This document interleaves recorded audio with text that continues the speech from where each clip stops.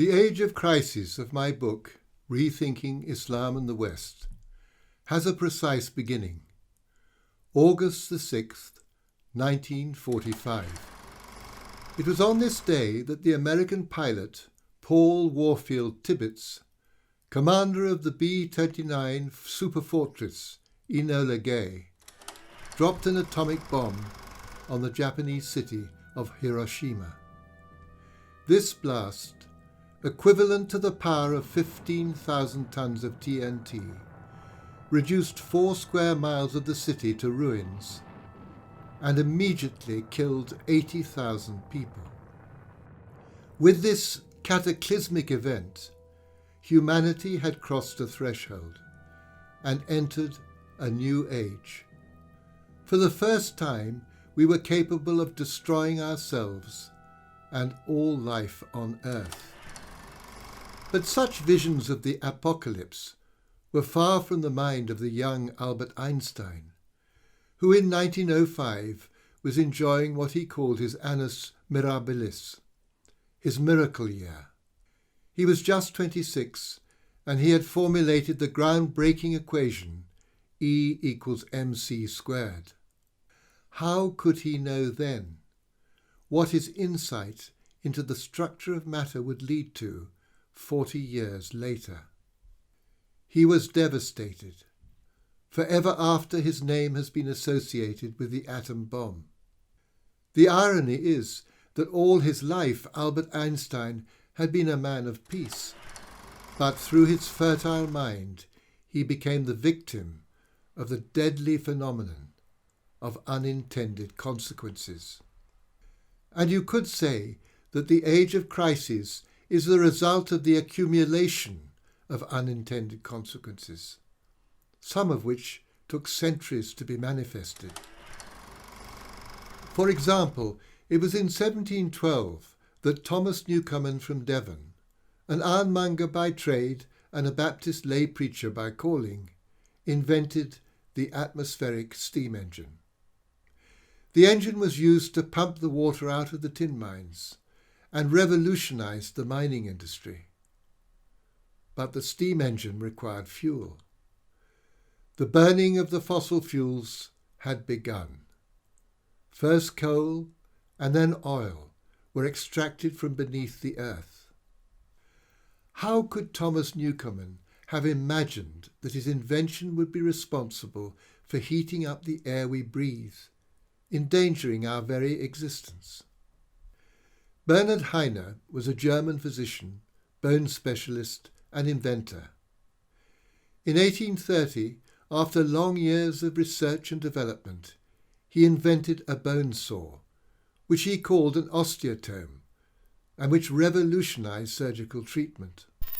100 years later, when Bernhard Heine's little saw was scaled up, it became the mighty chainsaw, the destroyer of forests. Antibiotics have always been considered one of the wonder discoveries of the 20th century. But what is truly amazing and utterly terrifying is the rise of antibiotic resistance. As we have discovered, microbes have an extraordinary capacity to mutate and develop. Until now, they have produced multiple mechanisms of resistance to every antibiotic that has been used in the treatment of humans and animals. In our war to eliminate the microbes, we have created the superbug. Superbugs will kill us before climate change does. Dame Sally Davis, the Chief Medical Officer for England from 2010 to 2018.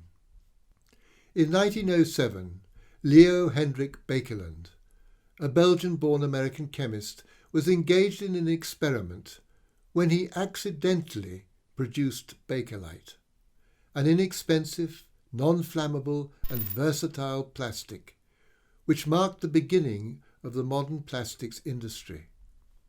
Leo Baekeland did not live to witness the catastrophe that his accident had set in motion.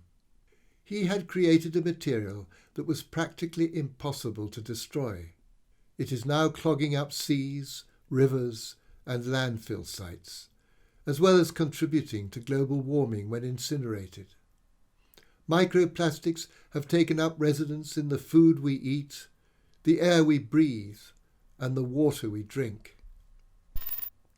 Thomas Midgley was an American mechanical and chemical engineer who was celebrated during his life and was granted over 100 patents.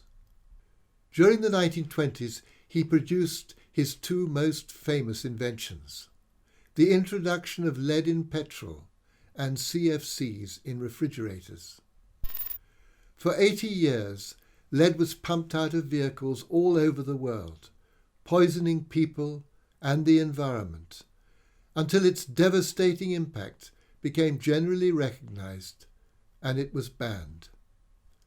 CFCs were banned when it was discovered that they were creating a hole in the ozone layer. Midgley had more impact on the atmosphere than any other single organism in Earth's history. J.R. McNeill, environmental historian. Paul Hermann Müller received the 1948 Nobel Prize for Medicine for his discovery of the insecticidal qualities and use of DDT in the control of vector diseases such as malaria and yellow fever. With its success in dealing with the mosquito, DDT rapidly became the pesticide of choice in the home and on the farm.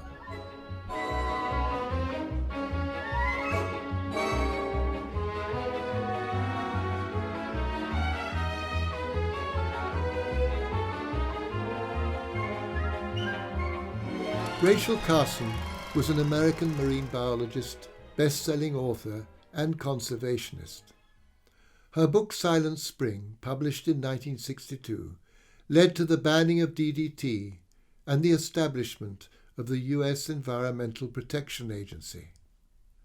Silent Spring meticulously described how DDT entered the food chain and accumulated in the fatty tissues of animals and human beings, causing cancer and genetic damage. The book's most haunting and famous chapter, A Fable for Tomorrow, depicted a nameless American town where all life, from fish to birds, to apple blossoms, to human children, had been silenced by the insidious effects of DDT. Rachel Carson and her book received a barrage of attack from the chemical industry. A spokesman declared, "Miss Carson claims that the balance of nature is a major force in the survival of man, whereas the modern chemist, the modern biologist, the modern scientist believes that man is steadily controlling nature." Well, most of the birds and insects on farmlands under agribusiness are now silent. But the mosquito is making a comeback, having mutated into a super mosquito. Norman Borlaug was an American agricultural scientist and plant pathologist, celebrated as the father of the Green Revolution. He was awarded the Nobel Peace Prize in 1970. However, the higher yields and greater prosperity that the Green Revolution promised have proved to be illusory. The Indian scientist and conservationist Vandana Shiva, who more aptly named the Green Revolution the Chemical Revolution, has meticulously recorded its disastrous journey through the farming communities of her country. Few people at the time considered the profound social and ecological changes that this revolution heralded among peasant farmers. The long-term cost of depending on Borlaug's new varieties resulted in reduced soil fertility, reduced genetic diversity, soil erosion, and increased vulnerability to pests. Not only did Borlaug's high-yielding seeds demand expensive fertilizers, they also needed more water. Both were in short supply. The revolution in plant breeding has led to rural impoverishment, increased debt, social inequality, and the displacement of vast numbers of peasant farmers. The political journalist Alexander Cockburn wrote, "Aside from Kissinger, probably the biggest killer of all to have got the Nobel Peace Prize was Norman Borlaug, whose Green Revolution wheat strains led to the death of peasants by the million." Yet another of the modern miracles has turned out to be a nightmare. Some 300,000 farmers in India have committed suicide over the last 25 years, many by drinking pesticide. The next of our crises began some 500 years ago in the Vatican. Jakob Fugger, a banker and merchant from the city of Augsburg, convinced Pope Leo X, who was from the Medici family of bankers, to lift the ban on usury. In his book, The Richest Man That Ever Lived, Greg Steinmetz writes, "Leo's decree was a breakthrough for capitalism. Debt financing accelerated. The modern economy was on its way. The world is facing a new crisis caused by an explosion in debt." So warns William White, the banker who famously predicted the crisis of 2008. The present global debt stands at $253 trillion. Debt means spending the future to maintain and enhance the present. We have now mortgaged generations yet to be born. It is predicted that by 2030, the world will need to produce 50% more food and energy, together with 30% more available fresh water, whilst mitigating and adapting to climate change. This threatens to create a perfect storm of global events. Sir John Beddington, Chief Scientific Advisor to the UK Government, 2008 to 2013. Meanwhile, the destruction of the rainforests continues unabated, with its disruption to wildlife and the dangers that this embodies for humanity. For it is out of this disruption that the pathogens cross over from animals to humans. As more and more forests are cleared around the world, scientists fear that the next deadly pandemic could emerge from what lives within them. The National Geographic magazine, 22nd of November, 2019. We are turning the world into a perfect petri dish for the creation of new pathogens. In 2012, Sir Martin Rees, the Astronomer Royal, co-founded at Cambridge University the Centre for the Study of Existential Risks, with the following mission. We are an interdisciplinary research centre within the University of Cambridge, who study existential risks, develop collaborative strategies to reduce them, and foster a global community of academics, technologists, and policymakers working to safeguard humanity. Our research focuses on biological risks, environmental risks, risks from artificial intelligence, and how to manage extreme technological risks in general. The warnings from scientists, economists, and numerous other experts of the extreme dangers of our situation are becoming ever more strident. And yet, it is out of their laboratories and way of thinking that the crises have arisen in the first place. One may well ask, how can the mind that produced the crises solve the crises? The contention of my book is that it cannot. The modern mind is incapable of holistic thinking, and its solutions are always going to be subject to unintended consequences. We need a fresh perspective, a new narrative, if we are to understand the reality of our situation. Without this understanding, how can we know how to act?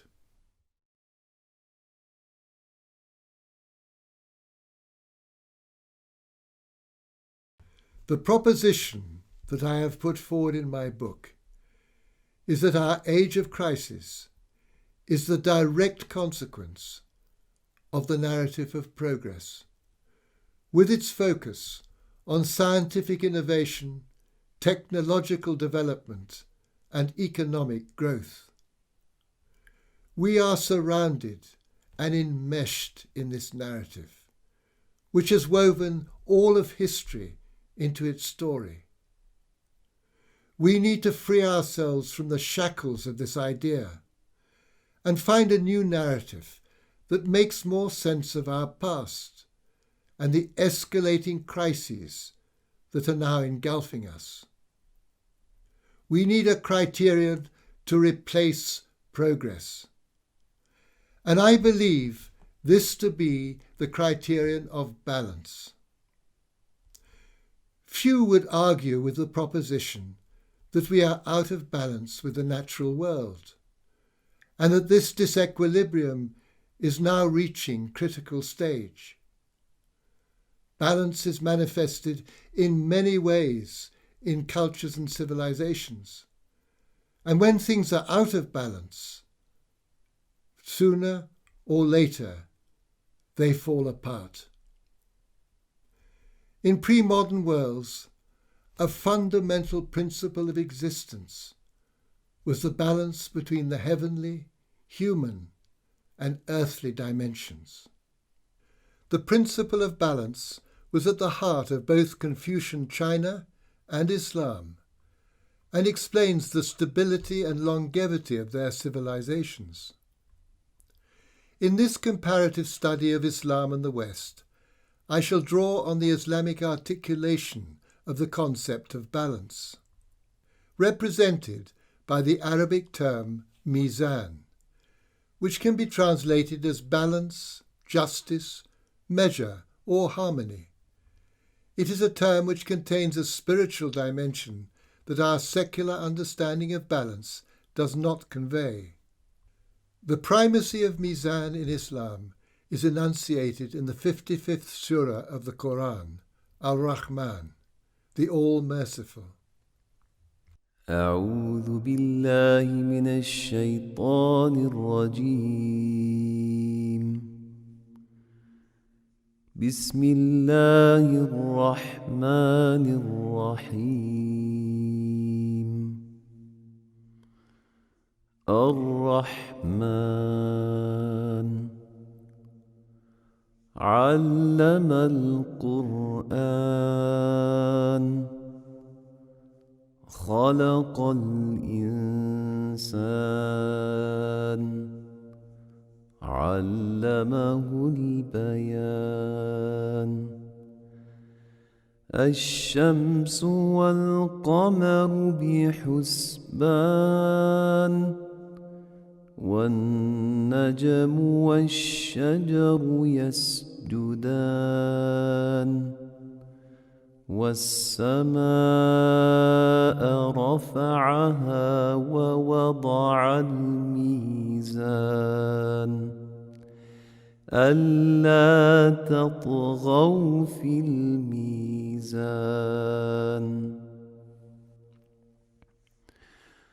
وأقيموا الوزن بالقسط ولا تخسروا الميزان والأرض وضعها للأنام. In these verses, the beauty and all-encompassing nature of Mizan is majestically revealed. All existence has been created in balance, and humanity has been commanded to maintain the balance. The centrality of Mizan can be seen in the following formulas or triads. The first of these relates to the levels of existence or being and is called the Ontological triad. Before modernity, all cultures and civilizations believed in the sacred origin of their worlds and in the relationship that had to be maintained between the unseen, the human, and the material realms. Christianity and Islam shared an understanding of these realms, Islamic civilization retained the balance and hierarchy within these levels, remaining within the confines of this triad. In the West, however, the collapse of Christendom eventually led to a loss of belief in and knowledge of the spiritual realm. This loss of relationship with the unseen made it impossible for ethics and morality to be objectively rooted, or for the integrity of nature to be fully recognized outside of human use and exploitation. This breakdown of hierarchy and balance has led to our Age of Crises. The second formula is what I have defined as the vocational triad. The scholar and priest, warrior and ruler, merchant and craftsman can be understood as archetypes, and the relationship between them helps define the character of civilizations. In Islam, the Prophet, blessings and peace be upon him, was the exemplar, encompassing the knowledge of the scholar, the justice of the ruler, and the integrity of the merchant. With this example, a state of balance, interdependence, and fluidity was established between the vocations, creating a stable and sustainable civilization. A very different unfolding took place in the West. For 1,000 years, Christianity provided a spiritual culture that was intense and single-minded in its vertical aspiration, and overwhelmingly dominated by the priest. The Gothic cathedral is the perfect manifestation of this heavenly quest. With the Renaissance, the warrior hero replaced the saint at the apex of society. Humanism was born, and monarchs became absolute, with the classical palace replacing the Gothic cathedral. The French and American revolutions against the tyranny of monarchs and the fanaticism of the churches, and the Industrial Revolution brought the merchant and modern scientist into power. And the machine world we now inhabit was their creation. The West has proceeded from intense spirituality through humanism to the all-encompassing materiality that now surrounds us. Each vocation in the West created its own world, and what we call the open-plan brain of the modern contains all three worlds, somehow coexisting together, but in a permanent state of conflict and contradiction. Lastly, we have the Platonic triad. Plato formulated the principle of the need to balance three faculties within the human being, those of intellect, anger, and desire. This principle was adopted and developed by both Christianity and Islam. If intellect controls anger and desire, there is peace and harmony. If anger or desire control intellect, conflict and chaos ensue. This triad relates to the individual soul, and is also mirrored in the vocational triad, with knowledge corresponding to the scholar, anger to the warrior, and desire to the merchant. The Platonic triad has remained fundamental to Islam and Christianity, being central to the disciplining of the soul. However, the reign of the warrior in the West unleashed a flood of violence and anger upon the world, and this was joined by the unfettering of desire with the ascendancy of the merchant, finally leading to the overturning of Christian morality. Nearly 100 years ago, the Catholic historian Christopher Dawson warned that modern man had cut himself off from the heavens and cut himself off from the earth. We are now experiencing the full impact of this alienation from what sustains us spiritually and materially. We're drowning in a tide of chaos and confusion. And yet humanity remains wedded to the idea of progress. Once we have freed ourselves from the narrative of progress and see the world through the lens of Mizan, the reality of our situation comes into focus. Instead of the triumphant journey of the West to a material paradise, the trajectory can be seen to lead inexorably to our age of crises. At the same time, a new understanding of Islam and its civilization emerges. In episode 3, we explore the role of the reasoning mind in the West, and how when it became detached from religion, it brought into being the machine world, setting in motion the escalating crises that now encompass us.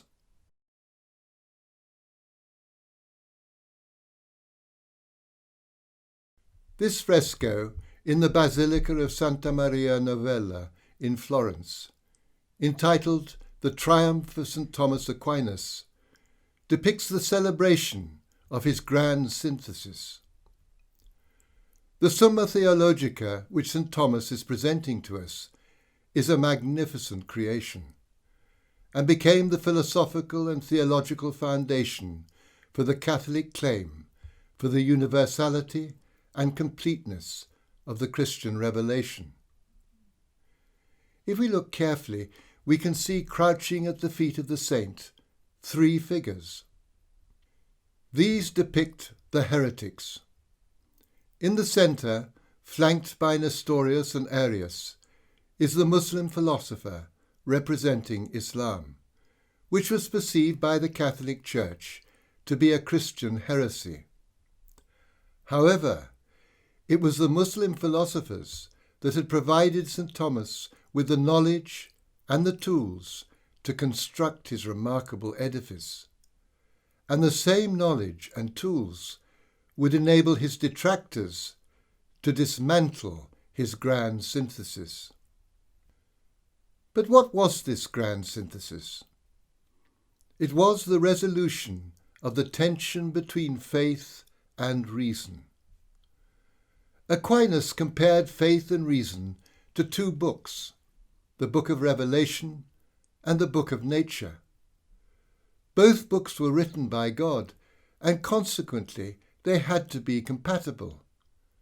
Faith and reason are both ways of arriving at truth, and since all truths are harmonious with each other, faith is consistent with reason. They are parallel ways of arriving at the truth embodied in the Christian revelation. But the grand synthesis could not hold. For William of Ockham, the incarnation was contradicted by logic. Only faith, he asserted, can give us access to theological truths. The ways of God are not open to reason, for God has freely chosen to create a world and establish a way of salvation within it, apart from any necessary laws that human logic or rationality can uncover. He urged that philosophy and theology be divided into separate branches of study. The Catholic Church was now divided between those who followed Thomas Aquinas and those who followed William of Ockham. Western Christendom was ready for its cataclysmic splitting asunder. It was Martin Luther, a follower of Ockham, who carried his thinking to its logical conclusion and anathematized reason. Reason is a whore, the greatest enemy that faith has. It never comes to the aid of spiritual things, but more frequently than not struggles against the divine word, treating with contempt all that emanates from God. Martin Luther banished reason from religion. Some 200 years later, the philosopher and Lutheran pietist Immanuel Kant expressed the dilemma he faced. I had to deny knowledge to make room for faith. The reasoning mind was now free of the shackles of religion and could become its own master, the only arbiter of reality. The French philosopher René Descartes heralded this triumph with the famous statement, "I think, therefore I am." But the reasoning mind, divorced from its proper context in metaphysics and revelation, could only understand the world as quantity, in terms of numbers. Descartes wrote, "In my opinion, all things in nature occur mathematically. With me, everything turns into mathematics." The mathematical precision of Sir Isaac Newton's account of the universe led to the invocation of his theories to support a range of mechanistic views. This depicted the material world as a great machine that is essentially self-sufficient, a clockwork universe. From the imaginings of the isolated reasoning mind to the realization of the machine world we inhabit was but a small step. However, there needed to be another ingredient to create the mind that could engineer such a transformation. For 1,000 years, the monasteries had been at the heart of Western Christendom. But with the Reformation, the life of monks, nuns and friars came to a sudden end in Protestant lands. What followed was the greatest destruction of a culture wrought upon itself ever to have taken place. In England, nearly 1,000 monastic sites were destroyed. The contemplative heart of Christianity was ripped out. But what followed was truly extraordinary.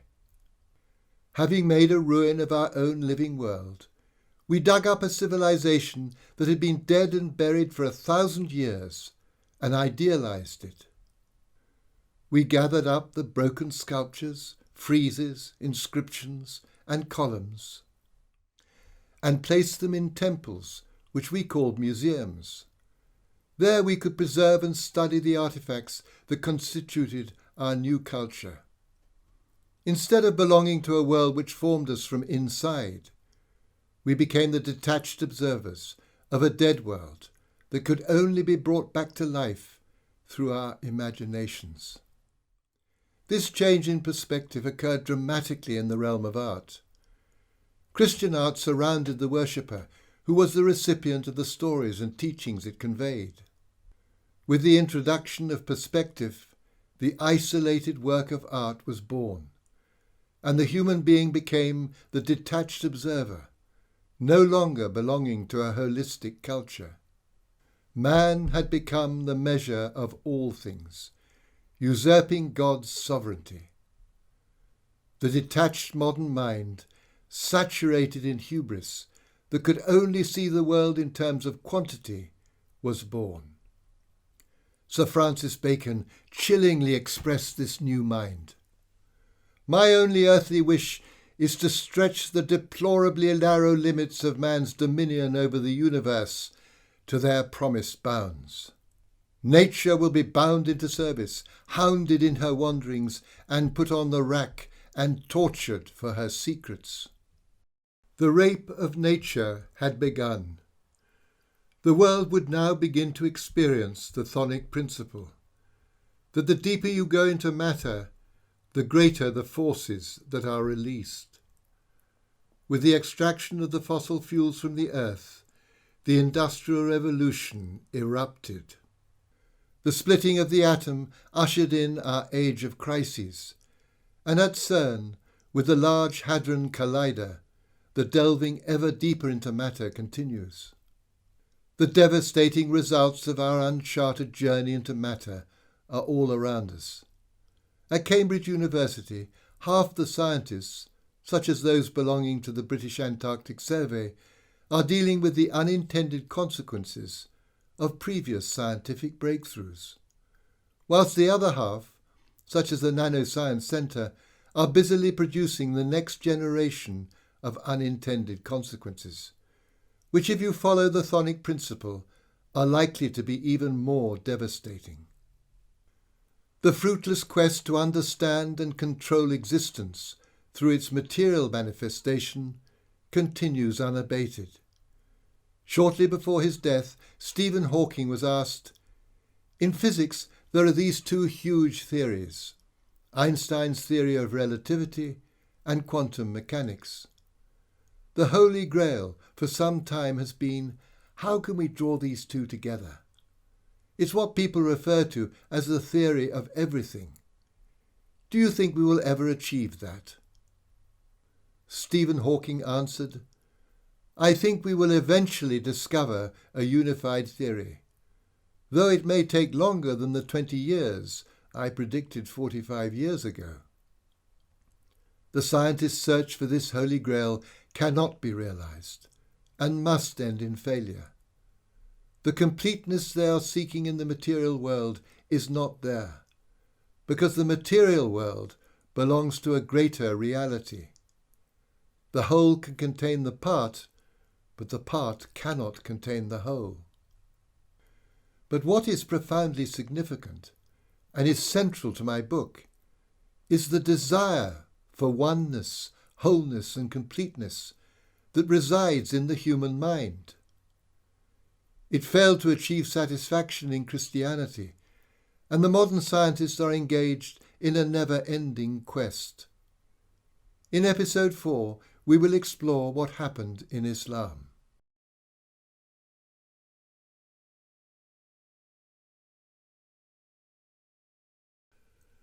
On completing episode 3, I had intended to go straight on to the ascent of Islam, in which we explore the trajectory of knowledge and follow what actually happened to the reasoning mind in Islamic civilization. However, there is a major obstacle blocking our path: the myth of the golden age of Islam. This 19th century Orientalist invention has taken hold of both the Muslim and Western imaginations. What has resulted is a distorted and dangerous idea of Islamic civilization, which has become generally accepted. Thomas Babington Macaulay was the historian who became the popular evangelist of this narrative. We see him here immortalised in stone, standing on his plinth in the chapel of Trinity College, Cambridge. He believed in the utter superiority of the European over all other nations, and that the English were the greatest and most civilised nation the world had ever seen. He lived when England was at the zenith of its power, with an empire that surpassed that of Rome.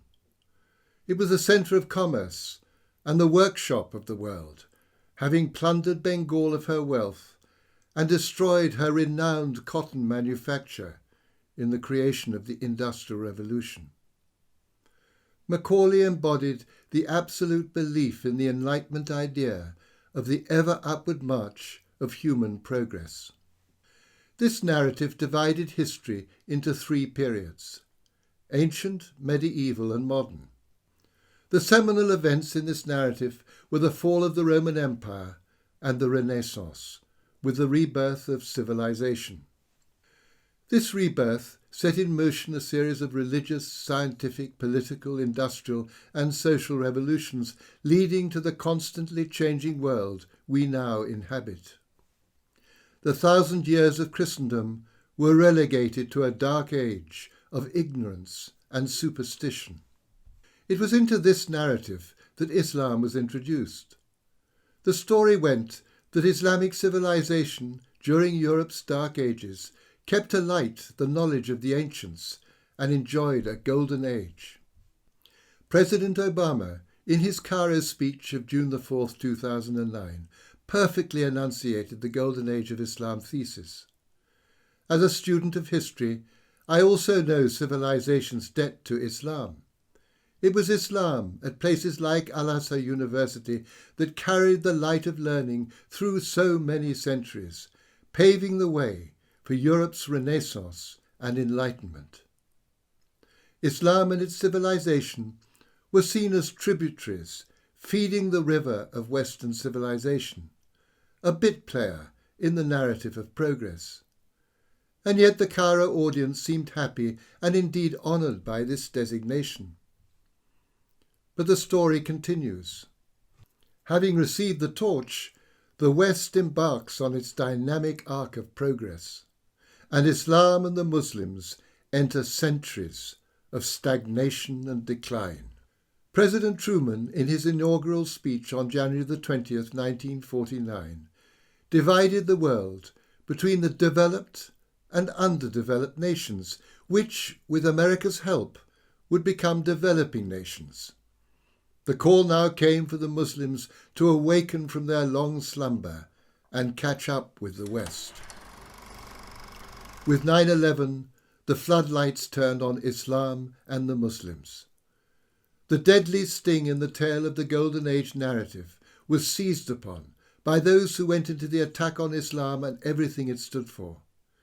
The idea that the Muslims had produced nothing for nigh on a millennium was grist to their mill. Fantastic theories emanated from scholars who should have known better, and others whose writings were fueled by anger, hatred, and ignorance. Books, articles, and social media posts poured forth upon an ill-informed public, reeling from 9/11 and in need of a scapegoat. One of the most pernicious books focused on a rationalist school of theology whose role in the development of Islamic thought is complex, requiring deep knowledge of the subject, which the author clearly lacked.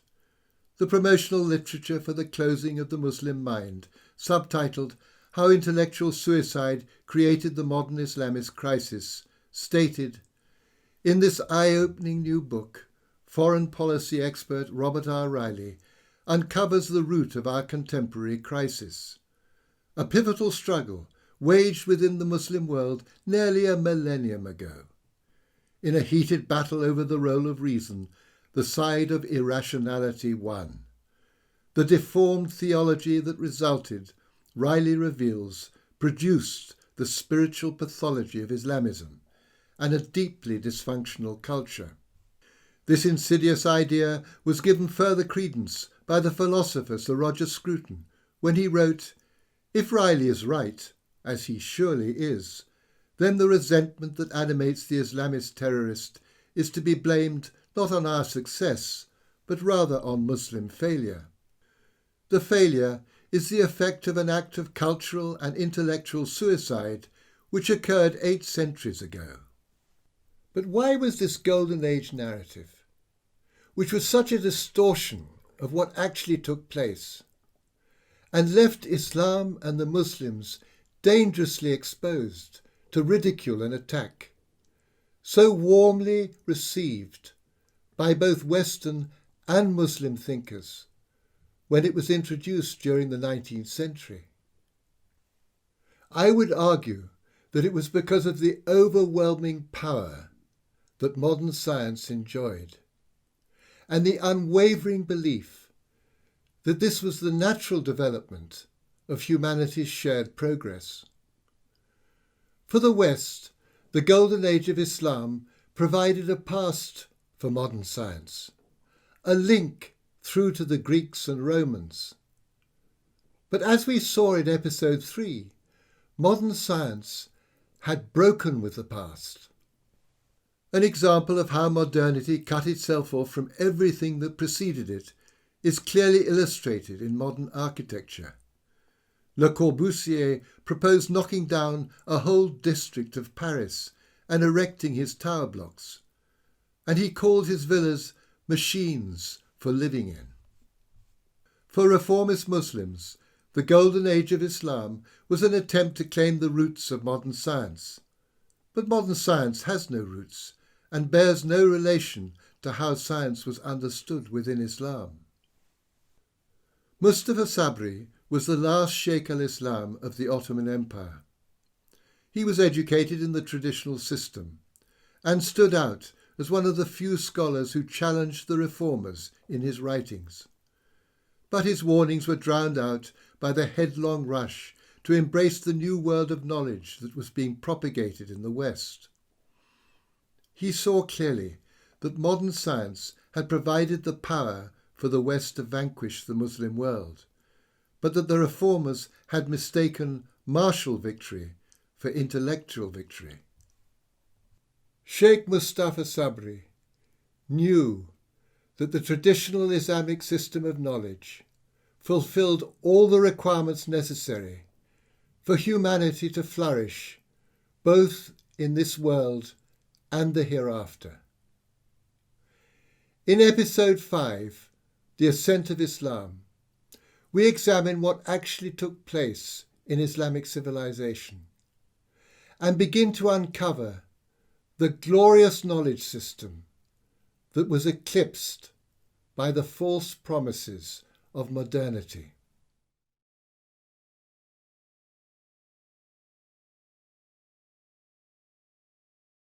أعوذ بالله من الشيطان الرجيم بسم الله الرحمن الرحيم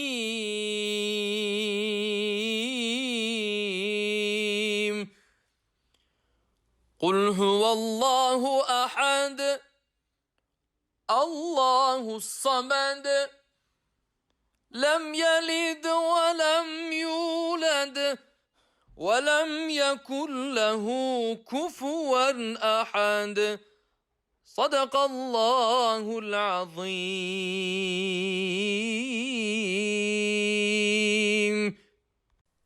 In episode 3, we saw how the desire for oneness, wholeness, and completeness resides naturally in the reasoning mind.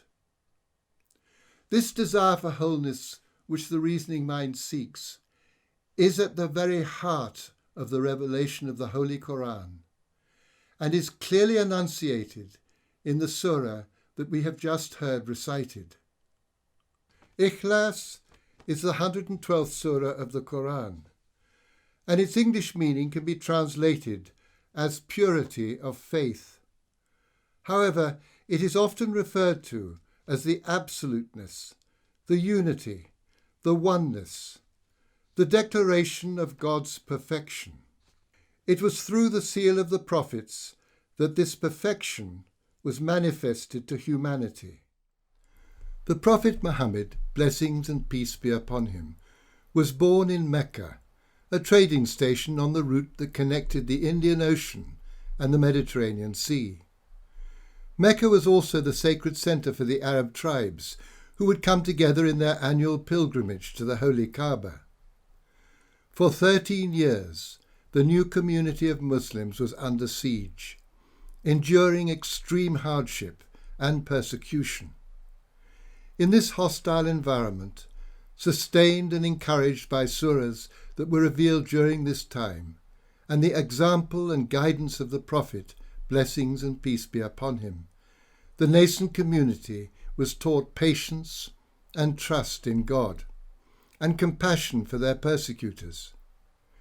In this cauldron of oppression, the Muslim inner life of peace and beauty was forged. With the Hijrah, the migration to Medina in the Christian year 622, the Islamic calendar and era began. For 10 years the Prophet led, governed and guided his community in the light of the revelations that continued to be transmitted, providing the framework of how to live as a society in a state of submission to the will of God. This teaching was crystallized in the 5 pillars of Islam, which provided the foundation for the religious life of all Muslims for all time. First amongst them is the attestation of faith, that is, bearing witness to the unity of God and the prophethood of Muhammad. The testimony of faith grounds all human experience in a recognition of the oneness of God and provides the model for human existence in the person of the Prophet, blessings and peace be upon him. Then come the canonical prayers, to be performed 5 times each day. The cycle of prayers ensures for the Muslim that all of human life is permeated by a living connection to God. This is followed by the zakat, which is the annual tax paid by every wealthy Muslim and used to assure an equitable society. Zakat blesses the wealth of the rich and provides succour to the poorest. Fourthly, we have the month-long fast of Ramadan, a festival that combines ascetical self-denial, the celebration of giving, the communal partaking in the breaking of the fast, as well as a sacred commemoration of the revelation of the Holy Quran, which began during the month of Ramadan.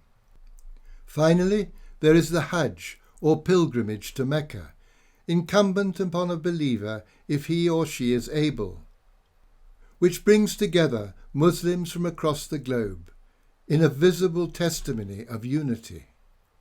These 5 pillars provide the framework for the Islamic way of life. They are common to all Muslims and have never changed. They provide a unifying structure that guides believers through the cycles of the day and the year. After 23 years, the Holy Quran was complete and the Prophet departed this world, leaving a community immersed in the revelation and ready to carry Islam onto the world stage. The formation of Islamic civilization. Within 100 years of the establishment of the community in Medina, the Muslims had control of an empire that stretched from Spain to India and the borders of China, and contained within it the richest provinces of the Byzantine Empire and the entire Persian Empire.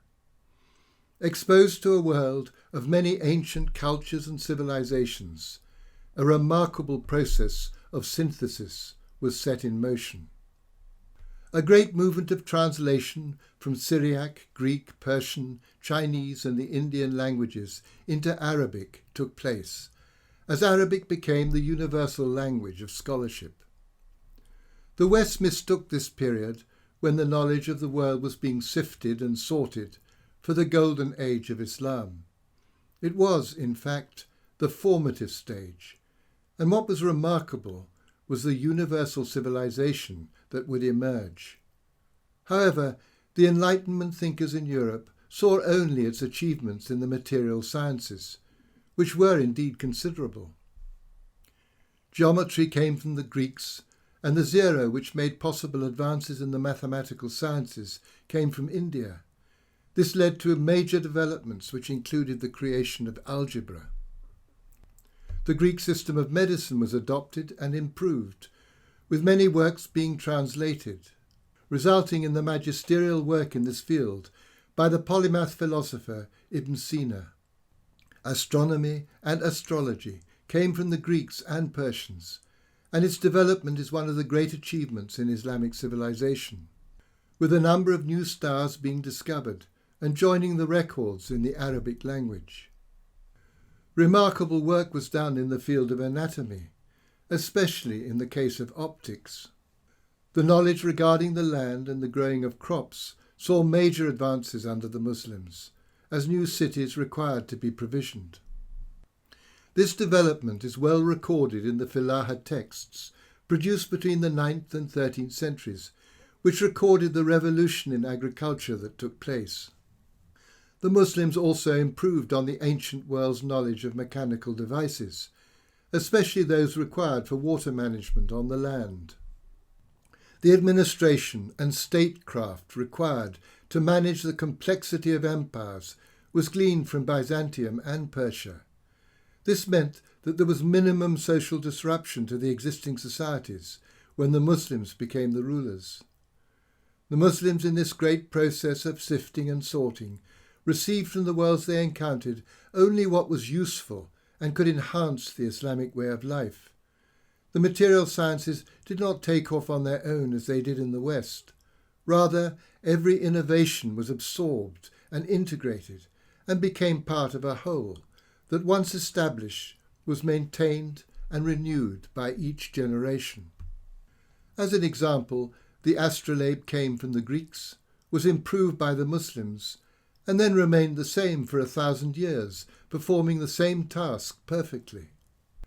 The Sharia formed the backbone of Islamic civilization and is a term that has been thoroughly misunderstood in the West. It is usually referred to as Islamic law and tends to be viewed simply as a penal code. But this is only one aspect of a vast, all-encompassing spiritual, moral and ethical system of how to live on this earth as a Muslim. It defines the relationships and obligations that obtain between mankind, his creator, his fellow human beings, and the creation. It is a comprehensive framework for the maintenance of Mizan, or balance within society. It was produced by scholars and came into being through the process of instructing, guiding, and counselling the community. The Holy Quran, the Hadith of the Prophet, and the 5 pillars of Islam would provide the unchanging kernel out of which the civilization would grow. When this stable, permanent, sacred core engaged with the great civilizations of Afro-Eurasia, the dynamic process of transformation took place, as the knowledge required to move from the tribal worlds of Arabia to a fully formed universal civilization was assessed, assimilated, and developed. It took some 500 years for Islamic civilization to be fully formed, by which time the Sharia reached its maturity, colleges and educational institutions were founded, craft and merchant guilds set up, and the tariqas to regulate the Sufi path came into being. Islamic civilization reached a state of Mizan that enabled each and every Muslim to live their lives in a spiritual, intellectual, moral, and material environment that reflected the divine unity. The Golden Web. Islam spread west to Timbuktu in Africa, and east as far as Beijing in China. As we have demonstrated, what was perceived by the West as a golden age was in fact the formative stage in the creation of a new universal civilization. This brought into existence a new world of interrelations and connectivity across Afro-Eurasia, which can certainly be called a golden web. And no one has left a better record of this extraordinary world than the great Moroccan traveller Ibn Battuta. He set out from Tangiers in 1325 and spent the following 29 years travelling to every part of Afro-Eurasia where Muslims were to be found. It has been estimated that he covered some 120,000 kilometres. When Ibn Battuta set out on his epic journey, it was only 67 years since the terrible destruction of Baghdad by Hulagu Khan, the son of Genghis Khan. According to the Golden Age thesis, the Muslim world is supposed to be declining and stagnating, but in actuality it is expanding rapidly, with many new cities being founded. The year Ibn Battuta set out, 2 of the most influential figures in the formation of Islamic civilization in India passed away, the great scholar and saint Nizamuddin Auliya, and his disciple, the scholar, poet, courtier, soldier and musician Amir Khusro. Their importance in the culture of India is so great that to this day the saints' mausoleum, where they are buried side by side, is visited by both Muslims and Hindus. During Ibn Battuta's travels, Cairo would experience the visit of Mansa Musa, the Sultan of Mali, and his caravan of gold that so astonished the European world. The Sultan returned to Timbuktu with scholars, craftsmen, and architects, turning his capital into a great centre of learning, with universities and libraries which attracted scholars from far afield. With the building of the great mosque, an indigenous Islamic architecture took root. The central lands, which had been devastated by the Mongols, were now recovering under their descendants, who had converted to Islam and became great builders and patrons of learning and the arts. This coin was struck in the reign of Abu Sa'id Bahadur Khan, during which trade flourished in the cities of his sultanate. Ibn Battuta described him as one of the most beautiful of God's creatures, a man of culture, a poet and a musician. 49 years after Ibn Battuta returned to Tangiers from his travels, the first of what has become known as the Ming Voyages initiated by Emperor Yongle, set out from China for the Indian Ocean. A further 6 voyages would take place, the last returning to China in 1433. The fleet consisted of huge treasure ships and hundreds of support vessels, with thousands of personnel, including sailors, soldiers, merchants, scribes and diplomats. The world was not to witness another such armada until the First World War. The construction of the fleet and the execution of the voyages were under the command of the legendary Muslim Chinese admiral Zheng He. Muslim Chinese merchants organized the trade missions, and Muslim Chinese scribes recorded the voyages. The armada was engaging in the golden web of the Indian Ocean and China Sea, where Muslim merchants now inhabited all the maritime ports. In his groundbreaking work, Trade and Civilization in the Indian Ocean, An Economic History from the Rise of Islam to 1750, K.N. Chowdhury follows the course from a world in which peaceful exchange and collaboration between nations is the norm, to the advent of the European powers, when competition and conflict becomes the order of the day. The Golden Web was the result of the great spread of Islam, which took place after the formation of the civilization and after the fall of Baghdad. There are, I believe, 2 crucial factors in this dramatic and far-reaching expansion. The first are the migrations and conquests of the nomadic Turks and Mongols that took place over centuries from the grasslands of Eurasia. Nothing can compare with the rigour of the way of life of the nomads of the steppes, whose existence was encompassed by the extreme heat of summer and the numbing cold of winter. The seasonal migrations, when large communities with their livestock were on the move, required formidable leadership qualities, detailed knowledge of the tribes encountered along the way, and the precise information of the terrain covered, with the location of wells and watering holes.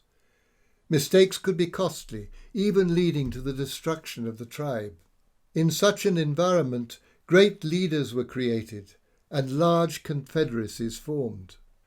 At the time of the birth of the Prophet, blessings and peace be upon him, the greatest of these confederacies straddled the entire steppes from Mongolia to the borders of Hungary. This Turkish Empire lasted 100 years before it broke up. There followed the great migration of the Turks and Mongols into the settled lands. With their conversion to Islam, their strength and formidable powers of leadership greatly increased the area under Islamic rule, witnessing the flowering of many states and empires, and ensuring for hundreds of years the protection and support of the Islamic way of life and its civilization. However, it was the merchants who carried Islam far beyond the reach of the Turks. Unlike previous civilizations, in Islam the merchant was held in high esteem. They were deeply attached to their religion and would gather in the mosques when eminent sheikhs visited their towns and cities. Often they were well versed in scholarship and the practice of Sufism. Through their example, they carried Islam across deserts and oceans to the farthest reaches of Afro-Eurasia.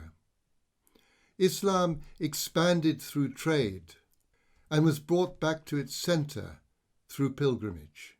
This was a golden web, with the holy city of Mecca at its heart, in which all who participated were enriched spiritually, culturally, and materially.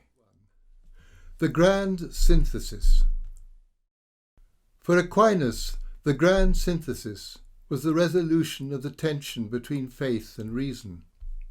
For the Muslim thinkers, it was the arrival of all of the human cognitive powers in the contemplation of divine unity, with the soul's receptivity to revelation, the mystical cognition of the spirit, the reasoning of the mind, and the acuity of the senses, arriving at their ultimate destination in a state of complete submission and eternal peace.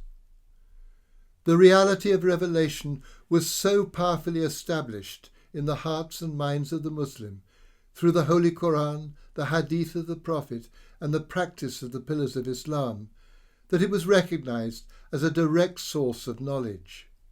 In Islam, the cognitive faculties are focused upon comprehending, experiencing, and absorbing the revelation. Every Muslim, and indeed every human being, to a greater or lesser extent, engages all of the faculties. However, some are more developed in a particular individual than others. Those with active reasoning minds tend towards philosophy, theology, and the material sciences. Those endowed with mystical cognition are drawn to tasawwuf or Sufism, whilst those who have heightened sensory perception become artists or craftsmen. For the revelation to be manifested as a civilization, the forms and methods for each of the cognitive faculties required to be fully developed. Imam al-Ghazali refers to the wisdom of the craftsman, and it is through the elevation of the senses that artists and craftsmen participated in the synthesis of knowledge. Just as the Sharia enshrined the way of life for the Muslim, the craftsman fashioned the environment in which the Islamic way of life could be lived. It took some 200 years for the new forms that were able to manifest the revelation to evolve. With calligraphy and the art of illumination, the sacred nature of the Holy Quran became visible. The integration of calligraphy and geometric pattern produced an environment that allowed the Muslim to be constantly within the experience of the divine unity. At the heart of the Islamic city was the mosque, where all the crafts were engaged in a glorious display of beauty and harmony to celebrate the central role of mankind, the worship of Almighty God. Once the principles and methods of the arts, crafts and architecture were established, they were realized wherever Islam took root. But the universality of Islam was revealed in the way in which all the various cultures inhabiting different kinds of environments expressed their unique qualities. A perfect balance between unity and diversity can still be experienced through the great mosques that straddle Afro-Eurasia. The crafts of husbandry and farming produce gardens of refreshment and contemplation, and a fruitful environment that provided the food and materials necessary for the support of cities, towns and villages. The knowledge of those who tended the land increased from generation to generation as they collaborated with nature to produce sustainable systems that constantly renewed the fertility of the earth. The crafted environment of the city and its hinterland provided a stable world in which generations of Muslims, and indeed all those living under Islam, could lead lives fully connected to and integrated in the spiritual and material realms. The masters of mystical cognition are those who, from the 12th century on, have come to be known as Sufis. Sufism embodies a subtle understanding of the inner make-up of the human being, and a system of practices that focus on disciplining and purifying the soul, that may bring the believer to attain sincerity of worship, and a state in which he or she might be granted experiential cognition or mystical knowledge of God. There were many great mystics in early Islam. What took place over time was the development of systematic ways of teaching the science of Sufism. Many great works were composed as guides, such as those of Qushayri in the 11th century or Umar Sahrawadi in the 13th, whilst poetical works, such as Attar's Conference of the Birds and Rumi's Masnavi, used stories to provide people with ethical and spiritual insights into themselves, as well as encouraging them to aspire to attain the sublime realities. With the huge expansion of the world of Islam, which took place following the formation of the civilization, tariqas were formed, which provided an institutional framework with networks which spread from Spain to China. Sufism, which began with a sheikh surrounded by his small circle of followers, ended up being accessible to any person who wish to follow the path to purify themselves and attain inner peace. In Christendom, it was in the monastery that this peace was sought by the monks and nuns. In Islam it was available to all, from courtiers to scholars, merchants, craftsmen and husbandmen, both men and women. Finally, we come to the reasoning mind, which, as we have seen, has the potential to cause such havoc. This was the preserve of philosophers and theologians, and had a long and arduous journey before reaching its goal. When the prophetic age came to an end, and the scholars were left to fend for themselves, an immense intellectual ferment took place.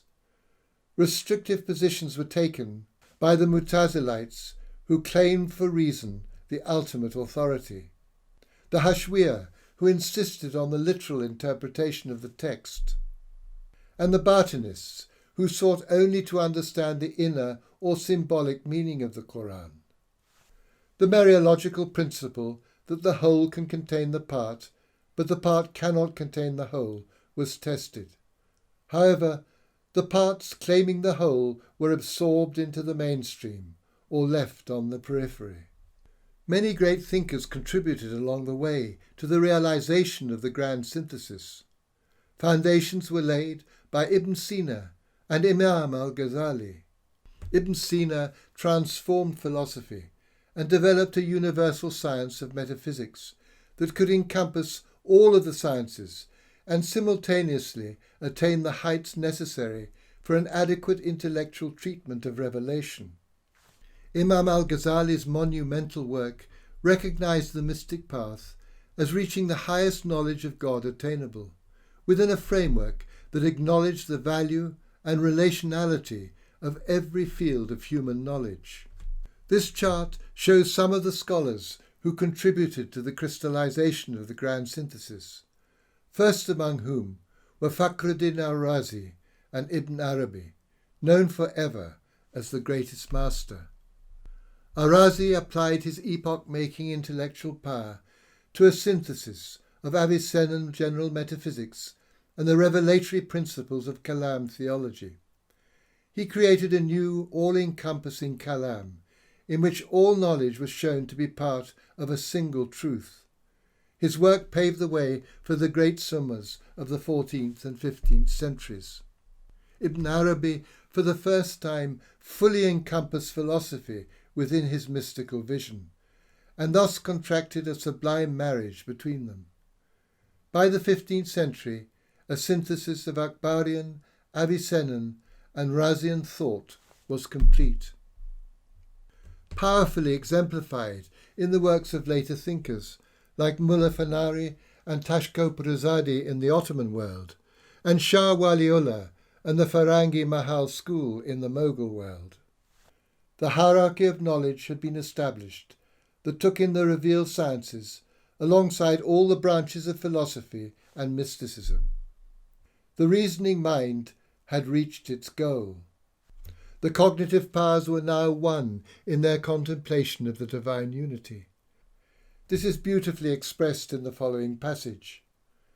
The way of deductive inference and the way of contemplative witnessing, both of the two ways become resolved into the other, such that the person in possession of them both becomes a meeting place of the two seas. That is, the seas of deductive inference and contemplative witnessing, or knowledge and gnosis, or the observed world and the unseen world. Sublime intelligence, perfect synthesis, the mind at peace. We shall show them our signs on the horizons and in themselves, until it becomes clear to them that it is the truth.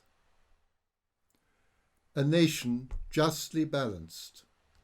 The revelation of the Holy Quran was transmitted through the seal of the prophets and engaged all the types and vocations of humanity according to their roles in the realization of a universal civilization. The scholars who were the guardians of the Sharia ensured that the practice and understanding of the revelation was maintained from generation to generation, and were the guarantors of the continuity and stability of the civilization. The warriors and rulers who came and went as dynasties rose and fell were the protectors of the realm, the maintainers of justice, the patrons of learning, and the builders of mosques, madrasas, and those institutions which supported the Islamic way of life. The merchants of Islam traversed the trade routes by land and sea and carried Islam with them. Cities and their markets flourished, and the wealth of the merchants benefited the whole community through the charitable trusts, which came to hold as much as half the wealth of the society. The wisdom of the craftsman and the husbandman produced and maintained a beautiful, stable, and sustainable environment, which reflected the divine unity. The revelation reached and nourished every part of society. Thus have we made of you a nation justly balanced, that ye might be witnesses over the nations, and the messenger a witness over you. The destruction of Islamic civilization. For more than 1,000 years, Islam succeeded in creating a stable, sustainable, universal civilization which maintained the Mizan.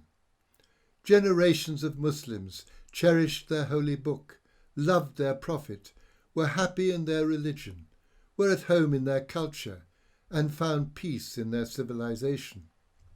Then a force rose up in the West, which at first challenged, then overwhelmed, and finally all but destroyed Islamic civilization.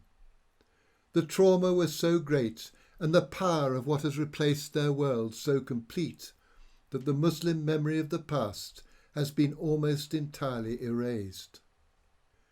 But the sacred core of Islam remains completely intact and fully operative. At this time, when all humanity is racked by crises, suffering, and fear, many Muslims are finding inspiration and solace in the 13 years that the Prophet, blessings and peace be upon him, spent under siege and persecution in the holy city of Mecca, and are attempting to follow his example by responding with patience, forbearance, compassion, and love for Almighty Allah's creation. Just as Islam was perfectly manifested in its origin and in its formation as a universal civilization, so it is perfectly formed as a haven from the storm that humanity is now passing through.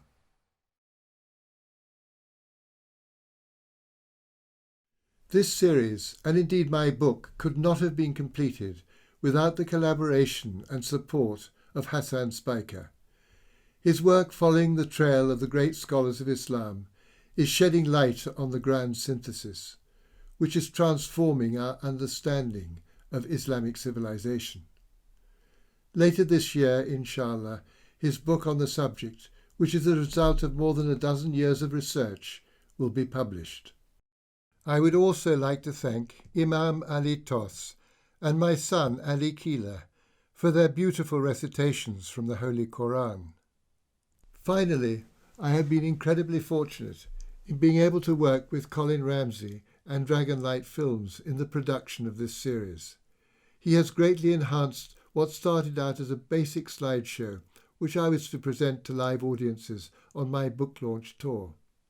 Many thanks, Colin, for a very rewarding collaboration.